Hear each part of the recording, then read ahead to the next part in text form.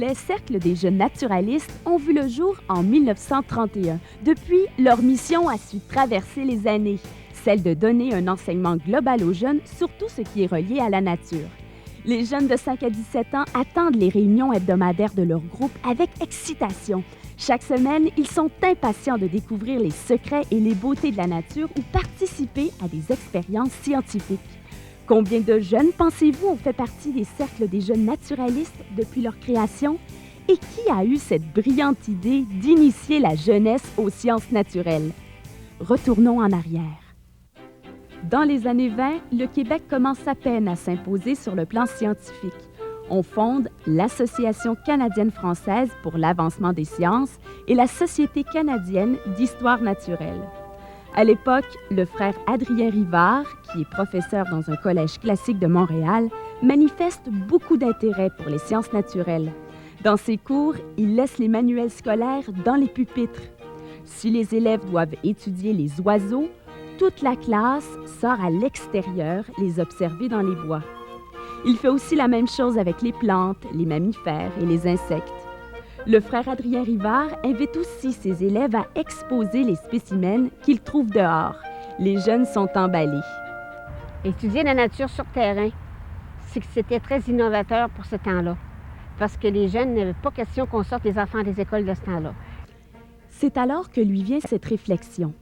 Si mes jeunes aiment cette forme d'enseignement, d'autres jeunes l'apprécieront sûrement. Et pourquoi ne pas former des clubs de sciences naturelles à travers toute la province? Ainsi, tous les jeunes pourraient en profiter. Le frère Adrien Rivard parle de son idée au frère Marie-Victorin. Marie-Victorin est la personne toute désignée.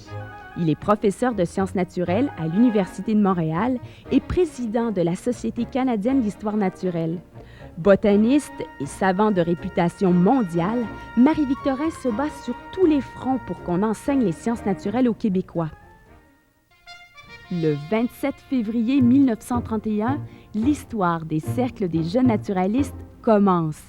À partir de cet instant, Marie-Victorin sera le grand collaborateur de l'œuvre. Il trouve un emblème. Voyez le lys des champs, un symbole idéal. Les lys fleurissent partout, dans les champs, sur le bord des routes, dans nos parterres. Les jeunes naturalistes, à l'image des lys, se multiplieront partout dans le monde. Le frère Adrien, quant à lui, quitte l'enseignement pour se consacrer au cercle. Il sera le premier directeur général. On crée rapidement un premier cercle au Collège de Longueuil, puis un autre au Collège classique de Montréal et dans une école rurale, à La Belle. Les cercles se multiplieront dans les écoles normales, les écoles primaires, les écoles de rang, les collèges. Un an plus tard, 300 cercles sont fondés. Les cercles des jeunes naturalistes ont même traversé les frontières du Québec. On en compte au Nouveau-Brunswick, en Ontario, en Alaska et au Bengale. En 1947, il y en a près d'1 millier. Les frères Marie-Victorin et Adrien Rivard parcourent les routes du Québec, de l'Ontario et des provinces maritimes pour parler aux élèves des sciences naturelles. Leurs voyages les amèneront aux États-Unis et même à Cuba pour faire des recherches. Le but principal aussi, c'était pas seulement d'aider les jeunes à découvrir la nature, c'était aussi pour les aider à protéger l'environnement qui commençait à être menacé dans ce temps-là. Le frère Adrien partira d'ailleurs en croisade en faisant plusieurs campagnes dans les écoles pour protéger la faune. Il insistera désormais sur la préservation des richesses naturelles. Ce sera un début officiel du mouvement. Le 3 avril 1935, le monde scientifique du Québec est en effervescence. Le frère Marie-Victorin vient de publier une œuvre colossale, La flore laurentienne. Ce livre de référence pour tout naturaliste lui vaut l'admiration de ses pairs. Cette Bible des naturalistes est le résultat de 30 années d'observation et de contemplation de la nature. Il veut à tout prix que les prochaines générations poursuivent l'œuvre en devenant à leur tour chercheurs scientifiques ou simplement amants de la nature. Il dédie son livre à la jeunesse et aux 10 000 membres des CJN. Les cercles des jeunes naturalistes, qui est installé à l'Université de Montréal, déménagent leur siège social avec la fondation du Jardin botanique le 22 octobre 1938. Ils auront dorénavant leurs locaux sur les terrains du jardin. En 1946, les CJN étendent encore leur territoire. Ils sont présents en France, aux Antilles, en Inde et en Belgique. À la fin des années 60, on compte plus de 70 000 membres d'un bout à l'autre de la planète. Ce sera la pointe de l'iceberg. Et au Québec, le premier ministre de l'Éducation, Paul Gérin-Lajoie, demande aux commissions scolaires d'implanter les CJN dans toutes les écoles. Avec la Révolution tranquille, le système scolaire est bouleversé. Les religieux qui s'occupent en grande partie des cercles quittent les écoles. Un nombre incroyable de cercles mourront avec le départ de ces enseignants religieux. Maintenant, on a attaché moins d'importance à la sciences naturelles dans les écoles. Quand nous avons été obligés, pour continuer notre mission, il a fallu que nous organisions des cercles, des activités parascolaires. Aujourd'hui, les cercles renaissent. Il y a plus de 250 cercles à travers la province dans 11 régions. Au Saguenay-Lac-Saint-Jean, un groupe de montagnais ont aussi formé un cercle. Plusieurs personnes travaillent actuellement pour fonder des cercles dans l'Ouest canadien. À l'extérieur du Canada, la Belgique compte 41 cercles actifs et 2 centres de formation en sciences naturelles pour adultes. Puis, il y a 3 cercles en Afrique et plusieurs autres chez nos cousins français. À travers les années, les CJN ont su développer une approche pédagogique originale, un riche bagage de publications et surtout une variété d'activités adaptées aux jeunes de tous âges, et toujours en poursuivant 3 objectifs précis. Le premier, éveiller les jeunes à la découverte et à l'interprétation de la nature par les sciences naturelles. Que ce soit au camp de vacances ou lors d'une activité en forêt, les jeunes découvrent toujours quelque chose qu'ils n'ont jamais vu. Il n'y a pas une journée qu'il n'y en a pas un qui revient avec un papillon qu'il n'a jamais vu, une araignée. Il y en a une l'année passée qui nous est arrivée avec une grosse couleuvre. La petite fille de 3 ans, pas de 3 ans, mais de 3 pieds, qui arrive quasiment avec une couleuvre au bout du bras aussi longue qu'elle. Elle n'a jamais vu ça, elle. On leur fait voir plein de choses, des insectes, des oiseaux. On leur fait faire un peu le tour de la nature, ça les sort de la ville, puis ça les dépayse. Lorsque les jeunes font des découvertes, ils ont la chance d'avoir des spécialistes ou des animateurs à leur disposition pour leur expliquer en détail ces trouvailles. Interpréter et découvrir la nature, c'est aussi apprivoiser ce qui est inconnu, qui peut faire peur ou inspirer du dégoût. C'est d'être en contact avec les araignées pour faire perdre la haine puis la peur des araignées. Puis ça vient seulement qu'avec la familiarité. Pour commencer, bien souvent, c'est surtout les reptiles, c'est les extrémités qui bougent, les jeunes n'aiment pas. Alors, il y a un adulte qui tient les extrémités, il touche au milieu. Déjà, voir la sensation différente, l'espèce de mucus qu'il y a sur le corps. À quoi ça sert, ça? Pourquoi c'est si froid? Pourquoi c'est si gluant? Le deuxième objectif, développer chez les jeunes l'esprit d'observation, le sens critique, l'habilité à prendre des initiatives et à communiquer au sein d'un groupe. Quand on est en groupe, automatiquement, on dit quelque chose. Il y en a qui ne comprennent pas. Ils lèvent la main, ils demandent des explications. On essaie de les laisser s'exprimer le plus possible et avoir l'esprit d'analyse automatiquement. Ça vient avec les années. À n'importe quel moment et dans toutes les activités, on encourage les jeunes à proposer leurs idées et à prendre des initiatives. Les chambres, il y a des inspections qui se font au camp. Alors, automatiquement, s'ils sont brillants, ils vont se trouver des trucs, ils vont avoir des initiatives pour pouvoir tout accrocher le costume de bain qui traîne, pour qu'il n'y ait rien, que la chambre soit à l'ordre. Tout le monde peut observer la nature. Le seul instrument requis, nos yeux. Lorsqu'on prend le temps de s'arrêter pour regarder quelque chose attentivement, le toucher, le sentir, l'écouter, on finit par développer notre curiosité et on veut tout savoir. Le troisième objectif, sensibiliser les jeunes aux problèmes environnementaux et les encourager à protéger et embellir leur milieu. Dans notre société moderne, nous consommons à un rythme effréné. Nous gaspillons nos ressources et nous polluons.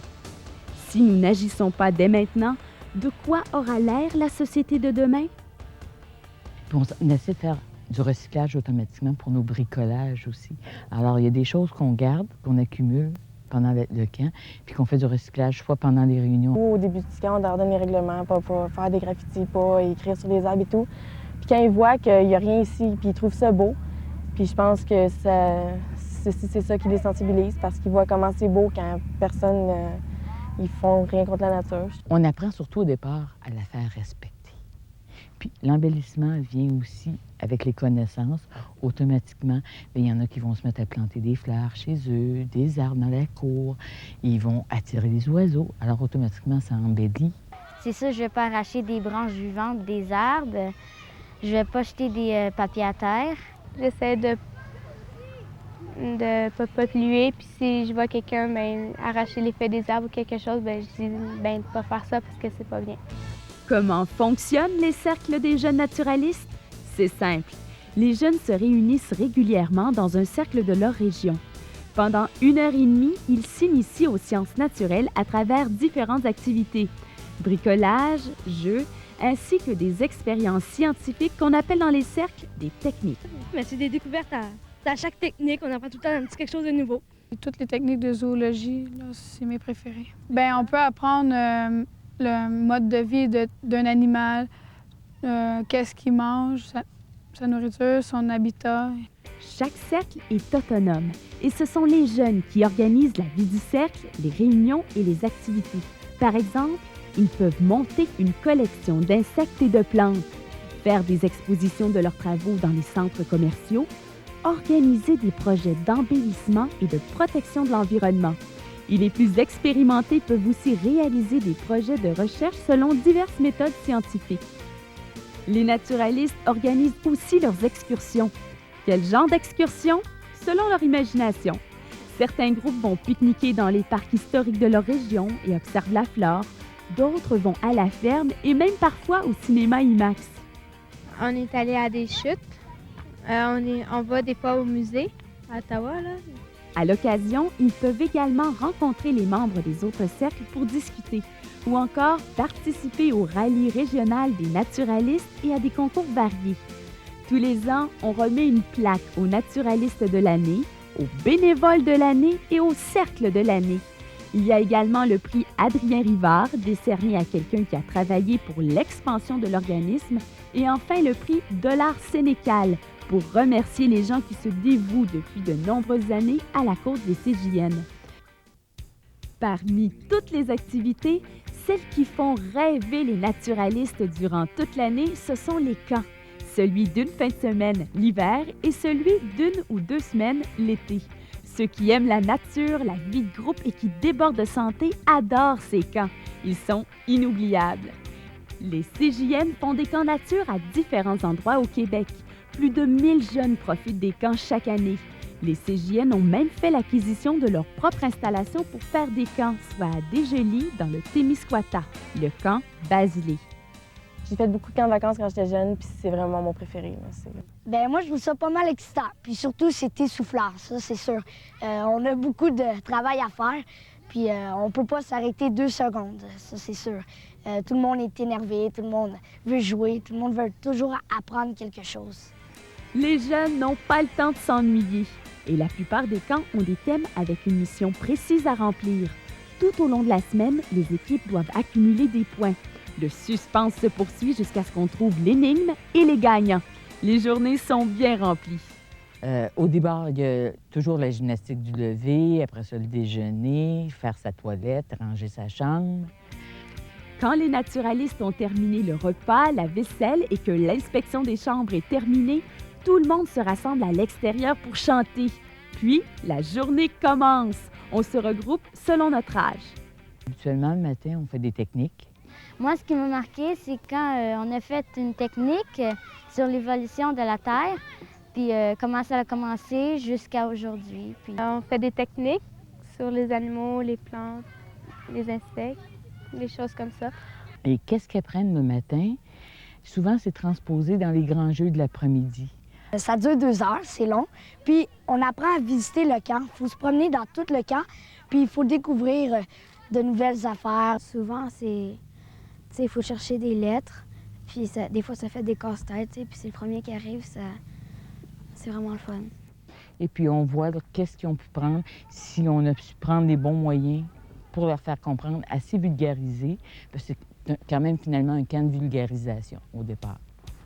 Le volet plein air des camps offre une multitude de possibilités. On peut s'adonner à la baignade, au tir à l'arc, au canotage et même au pédalo. Au camp d'été, qu'est-ce que j'aime, c'est la baignade, parce qu'on se rafraîchit. il y a aussi d'autres activités thématiques encadrées par un animateur. Moi, ce qui m'impressionne, c'est dans les randonnées pédestres. Ils nous montrent beaucoup de plantes qui sont comestibles, d'autres qui nous aident quand on est blessé. C'est comment faire des feux. Ça m'a vraiment passionné. On est venu ici, puis on a appris à comment construire des feux, soit des feux de survie, des feux vifs, puis quel bois qui serait le meilleur à utiliser avec ces feux-là. Le soir, ce qu'on fait, ça dépend des soirs. Des fois, on a des techniques, d'autres fois, c'est des grands jeux. Des fois, on se prépare pour coucher à la belle étoile. Souvent, le soir venu, les naturalistes se réunissent autour d'un feu. On chante, on frappe des mains et les animateurs racontent parfois des histoires invraisemblables. On aimerait que ces histoires durent toute la nuit, mais on doit penser à aller se coucher, car demain, une autre journée aussi palpitante nous attend. Que ce soit dans les réunions ou au camp, les naturalistes explorent plusieurs sciences. L'ornithologie, l'entomologie, minéralogie, botanique, zoologie, astronomie, mycologie. Des spécialistes de la nature rendent souvent visite aux jeunes. En astronomie, les étoiles, je connais pas beaucoup de choses. Fait que quand le spécialiste est venu, ça m'a beaucoup renseigné. Souvent, tout me surprend, mais la grande chaîne de l'évolution, ça a commencé avec des cellules, là, puis ça m'a vraiment impressionné. Les journées sont parfois fortes en émotions lorsque le spécialiste des insectes visite les naturalistes.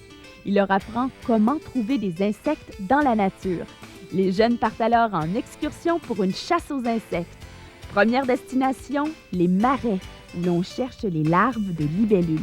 Moi, ce que j'aime, c'est de les mettre dans un grand bac blanc. Parce que les larves de libellules, c'est souvent sale, boueux, puis ça se détache sur le fond. Puis j'essaie de leur montrer les différents groupes de larves de libellules, comme les larves rampantes, les larves fouisseuses, les larves nageuses. Plus tard, toutes les larves de libellules que les jeunes ont trouvées seront exposées. Puis je mets les noms comme, sur du papier avec de l'encre indélébile. J'écris quelque chose en dessous de chaque groupe de larves pour qu'ils puissent les reconnaître. L'escapade se poursuit ensuite jusque dans les ruisseaux, où les naturalistes découvrent des insectes sous les pierres mouillées. Ils vont aussi dans les champs pour faucher les plantes. Puis, ils rapportent ce qu'ils ont trouvé aux spécialistes. Quand on chasse des insectes avec les filets, puis après, ils nous expliquent le phénomène, puis tout ça. Puis, je fais la même chose. J'écris des petites choses juste à la base de l'insecte, où est-ce que l'insecte est exposé sur le styromousse. J'écris un peu le nom, puis des fois, j'écris combien il y a d'espèces. Les jeunes sont également très intrigués par la biologie humaine ou animale. C'est le fun parce que c'est rare qu'on ait la chance de voir un squelette d'animaux, d'humains, parce qu'il y en avait un vrai. Fait que c'est vraiment impressionnant. Bon, quand je fais mes exposés, je m'arrange pour avoir un thème. Comme ici, je leur ai fait le thème sur les oiseaux. Puis là, je développe alentour de ça. J'essaie d'avoir beaucoup de visuels pour les intéresser le plus possible.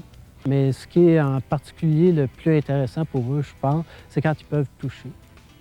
Ça, j'essaie, quand je fais mes exposés, de leur permettre de toucher beaucoup. Les naturalistes font des découvertes passionnantes dans leur cercle. L'émerveillement demeure année après année. Les jeunes acquièrent un nombre infini de connaissances et sont toujours enthousiastes à l'idée de les partager avec leurs amis et leur famille. Quand mes parents me jettent un papier dans les poubelles, j'en dis d'aller le mettre dans le bac de recyclage parce que c'est important. Les jeunes s'inscrivent au cercle pour différentes raisons.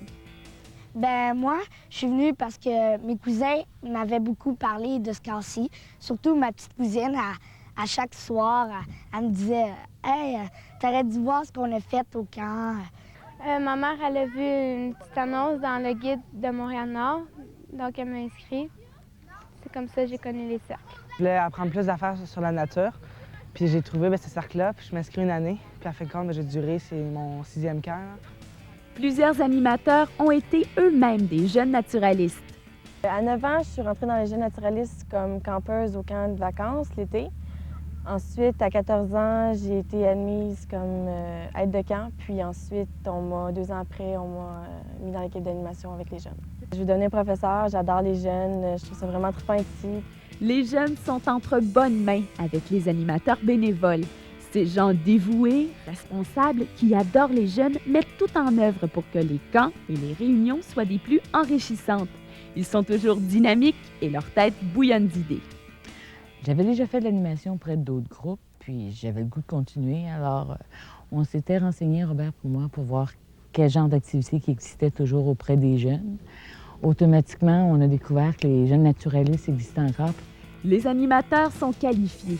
Afin qu'ils soient toujours en mesure de transmettre des informations précises et de vulgariser adéquatement les sciences, les animateurs reçoivent des formations. En ce qui concerne la formation des animateurs, il y a des camps de formation qui sont organisés à peu près 2 fois par année, qui sont dans des endroits de villégiature. Puis, durant ces camps-là, on parle de différentes sciences naturelles. Des spécialistes viennent nous en parler, comme la botanique, l'ornithologie, la météorologie. Et puis, ce qui est intéressant, c'est qu'en plus de nous parler de la science, on nous montre comment la vulgariser auprès des enfants, donc la rendre plus claire. Que ce soit au camp ou dans les cercles, les outils d'animation sont très diversifiés.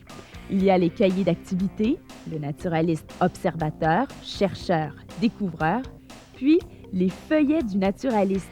Ces feuillets vous font découvrir une centaine de sujets en sciences naturelles avec des schémas, des photos et des expériences. Il y a aussi un cahier hebdomadaire qui vous invite à essayer 52 activités captivantes. Les CJN ont aussi leur propre revue publiée à chaque saison. C'est l'organe officiel des cercles des jeunes naturalistes depuis 1955. La revue, Les Naturalistes, parle des dernières activités des cercles. Elle raconte des nouvelles et des récits intéressants sur les sciences naturelles. Il y a même des articles du ministère de l'Environnement. Et les jeunes apprécient ces jeux, ces bandes dessinées et ces chansons. La revue est destinée aux membres ainsi qu'à tous les amoureux de la nature qui n'ont pas l'occasion de faire partie d'un cercle. C'est le biologiste Sylvain Duchesne qui monte la revue bénévolement. Madame Bouchard en est la directrice. Nous avons apparemment une revue vraiment unique au Québec et même au Canada. Parce que cette revue, premièrement, n'a pas aucun commanditaire. C'est des revues qui est préparée avec de nos savants, de nos scientistes en sciences naturelles qui sont membres des cercles de jeunes naturalistes, la plupart. Si vous connaissez un adulte qui aimerait continuer l'œuvre des frères Adrien Rivard et Marie-Victorin en fondant un cercle, voici comment faire. Il faut trouver des animateurs bénévoles et 5 jeunes qui désirent devenir membres. Ça prend des personnes intéressées à aider les enfants bénévolement pour les aider à découvrir la nature. Nous les aidons à partir leur cercle. Nous leur fournissons un kit nécessaire pour leur aider à organiser des activités. Les gens intéressés doivent communiquer au secrétariat des CJN pour obtenir le formulaire d'inscription. C'est pas plus compliqué que ça, là. Ceux qui veulent nous aider à continuer nos objectifs, ça nous fait plaisir. Maintenant, il y a aussi des groupes pour adultes. On s'apprête avec ces adultes-là à faire des voyages et puis à visiter des endroits riches en nature au Québec, des beaux endroits du Québec, puis apprendre à reconnaître des fleurs, des oiseaux, des plantes, des insectes. Initier les gens qui n'ont pas eu la chance dans leur jeunesse. Les groupes pour adultes s'adressent à tout le monde. Vous pouvez consulter le site Internet pour savoir si des activités pourraient vous plaire. Les CJN ont acquis une excellente réputation internationale et ont toujours été très actifs dans le milieu environnemental. Les CJN font partie des membres fondateurs de l'Insectarium. Ils ont participé à la création du jardin botanique et ils procurent encore aujourd'hui du matériel aux botanistes du jardin. Puis, si vous visitez le biodôme, vous remarquerez que certains animaux sont fournis par les CJN. À Sainte-Sophie, un des membres est en train de fonder un nouveau centre d'interprétation de la nature. Les jeunes naturalistes se préparent pour l'animation. Plusieurs jeunes naturalistes sont maintenant connus du grand public, qu'on pense à Michel Jasmin ou à Jean Coutu, l'entomologiste Georges Brassard qui a fondé l'Insectarium de Montréal et le botaniste Pierre Bourque qui se consacre depuis des années au Jardin botanique de Montréal. Dans l'avenir, je souhaiterais qu'il y ait des cercles de jeunes naturalistes à grandeur du Québec, dans toutes nos régions et même à grandeur du Canada, si possible, que d'autres continuent notre œuvre à travers le monde aussi. Serez-vous le prochain?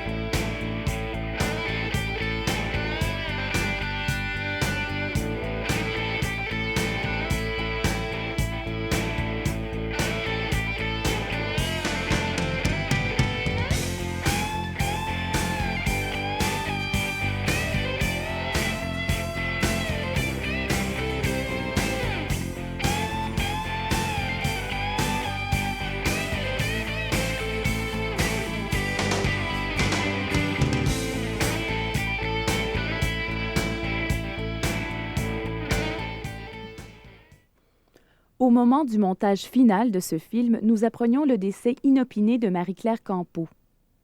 Nous dédions ce film à la mémoire de Marie-Claire, qui a œuvré bénévolement pendant 25 ans auprès des jeunes pour leur faire découvrir la nature et protéger l'environnement. Marie-Claire a grandement collaboré à la réalisation de ce film avec ces jeunes naturalistes du Cercle du Grand-Duc de Montréal.